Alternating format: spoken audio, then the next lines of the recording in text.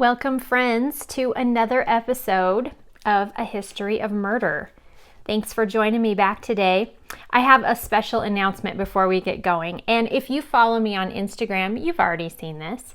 But my very special news is that today I finished the first draft of book number 2. So, on to revisions. But to congratulate myself and celebrate a little bit, I got this adorable mug from the NaNoWriMo store. If you're not familiar with NaNoWriMo, it's an event that happens, it's a nonprofit organization that sponsors this event that each November, novelists and anyone really who wants to challenge themselves is challenged to write a novel-length piece of work of 50,000 words in the month of November. They have other events too throughout the year, but this is the inaugural one and the one that most people participate in. You'll see this also says, it's so cute, inspiration elixir, perseverance potion, noveling fuel, distilled determination, this is a good one for me, epiphany extract, and bottomless bravery. Anyway, I just love it. This is going to be my constant companion as I hit the revision stage and get book 2 ready to release later this year, I'm hoping. All right, so we're going to read today, and we've got 2 little shorty chapters coming up, and so we're going to read chapters 19 and 20, which is very exciting. I have my Piper's Opera House bookmark in here. And you'll remember that last chapter, Chloe had been out on the lawn, and is afraid she may have spilled the beans to Jeannie, who came by with a plate of baked goods for them. And Chloe was outside just kind of thinking out loud to Jed, and she's not quite sure what she said and not quite sure what Jeannie heard. But Jeannie's gone into Jericho House to leave the goodies for them, and that's where we're going to pick up today. Chapter 19, She Spat and Seethed. After several minutes, when Jeannie didn't come right back, I went inside to find her. I saw the tray of baked goods sitting on the dining table, but no sign of Jeannie. I checked the parlor and was about to call her name when she appeared at the banister on the second-story landing. "Oh my goodness," she apologized. "I had to use the bathroom. I'm so sorry." "The powder room is right here." I pointed to the door of the half bath in the downstairs hallway. "Oh yeah," she said, giving her forehead a little knock with her hand while she descended. "It's been such a long time since I was in Jericho House, I totally forgot." Jeannie whisked past me toward the front door. "I hope you enjoy the treats. See ya." And she was gone. Jeannie was always a bit ditzy. Like she said yesterday, she had a way of talking without thinking and was a little airheaded. It would seem she hadn't changed. Still, it made me uncomfortable that Jeannie went upstairs without an invitation. The clock on the mantel chimed. It was 10 o'clock. We were open for business, but I wasn't ready. It was easy for these self-guided tours to hand visitors a brochure and explain that any unlocked door was fair game to explore.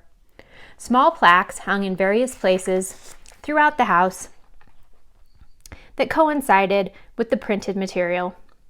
Guests could learn about the mansion and its history all on their own. In preparation, I locked our bedrooms and tidied up. I swept the foyer's gleaming hardwood floors and lit a eucalyptus candle in the entryway for effect. Finishing up, I decided to prop the front door open to let in the fresh morning air.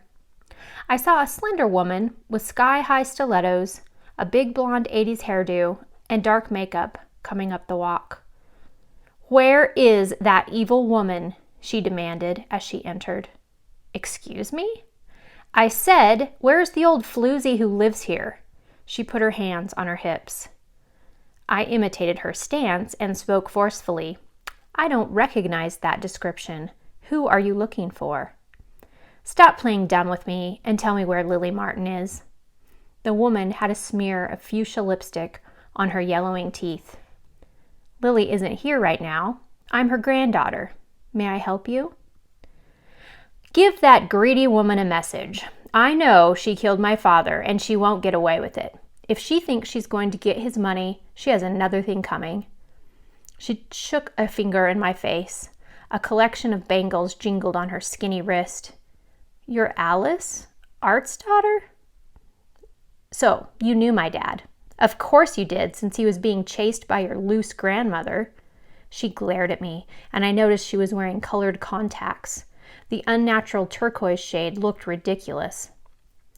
"Lily played a good game to weasel her way into my dad's pocketbook."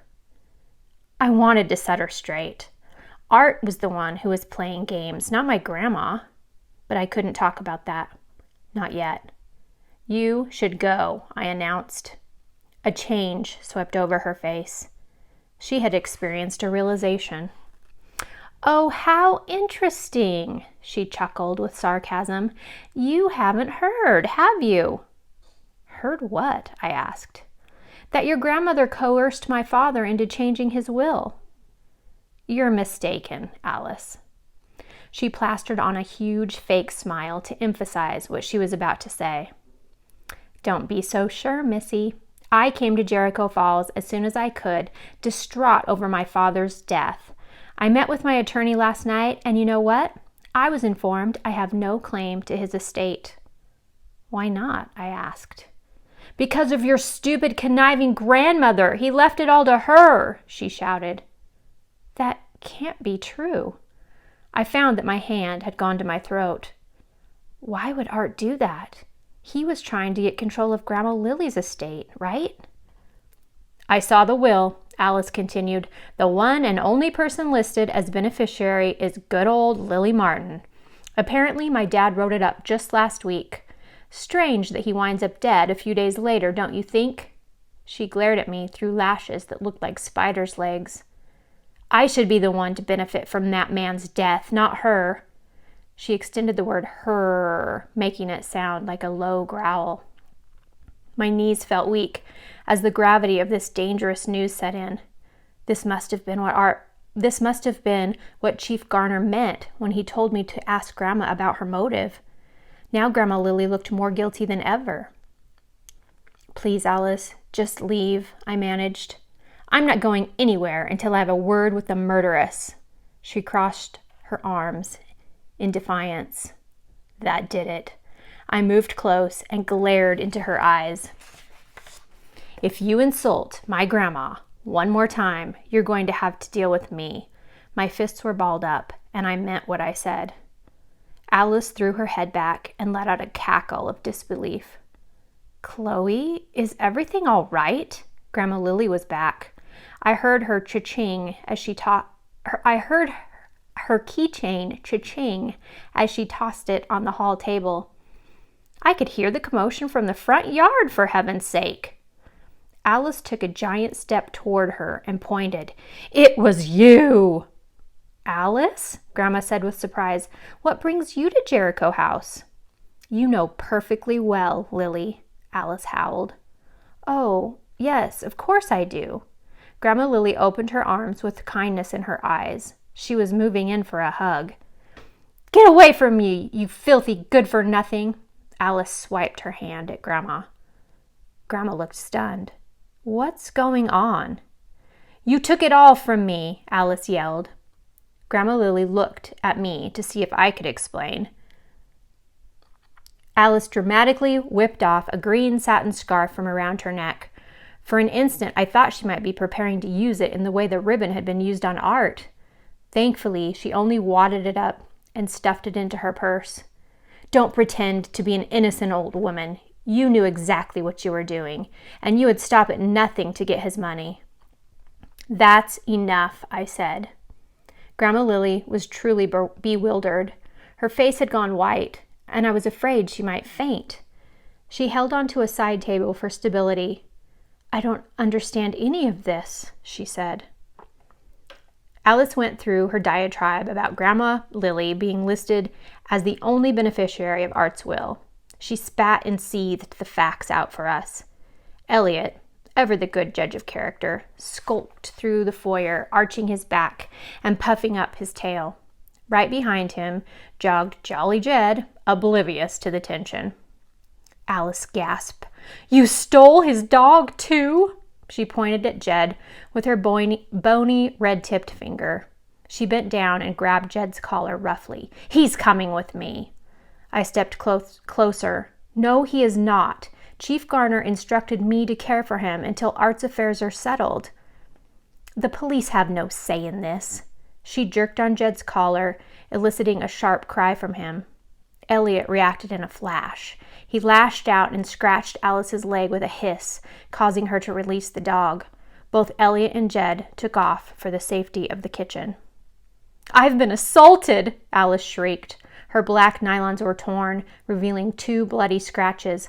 "I'm pressing charges." "You need to leave. Now," I told her. She glared.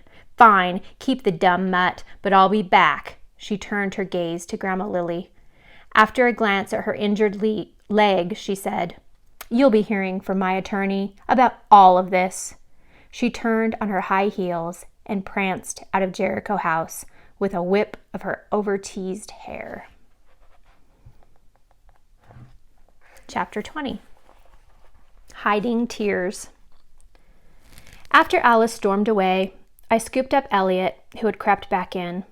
"Good job, kitty," I told him. Grandma Lily went into the parlor and lowered herself onto the couch. She dropped her head into her hands. Jed lay down by her feet. "Tell me the truth," I said. "Did you know about Art's will?" She shook her head. "Not until now." "Why would Art do that? It doesn't fit with what you've been telling me about him at all." Grandma Lily pressed her fingers to her temples. "I don't understand it myself. Chief Garner hinted at this yesterday when he came to interview me.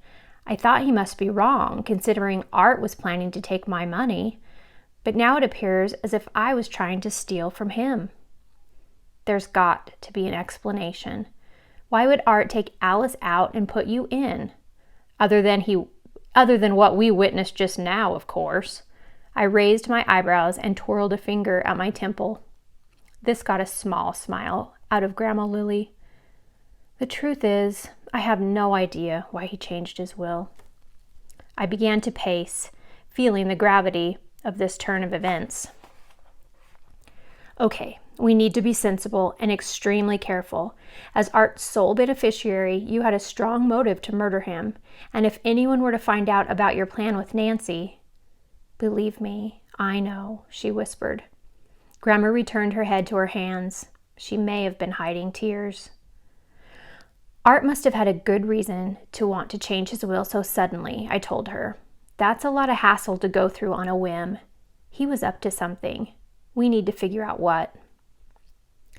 "He didn't let on to me," Grandma said, returning a hopeless gaze in my direction. "Was he in some kind of trouble?" "I don't think so. He was preoccupied lately, I told you that. But the night he died, he seemed more relaxed. Happier, I suppose." "Did he say why?" "He only said that he felt good about how things were going for him." "And you still thought he was talking about getting access to your money."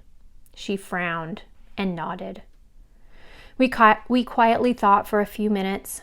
I paced the room. Jed followed close behind. "Grandma, what did Art do once Nancy was gone?" "He continued to live in Lakeview and worked at an upscale restaurant. What was it called?"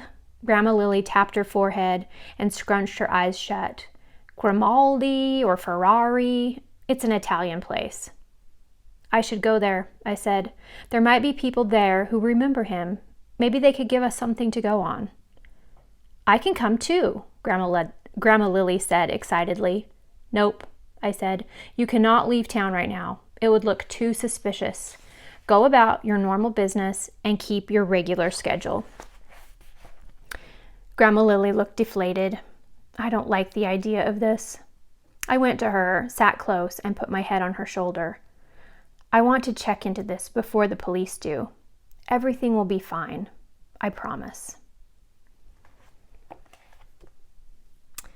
Okay, that does it for chapter 19 and 20. And you guys, we are just about in the middle of the novel now. We've made it a really long way, which is very exciting. I hope that you'll come back and join me for a new chapter next week. And in the meantime, I wish you all the best, and I'll see you then. Bye-bye.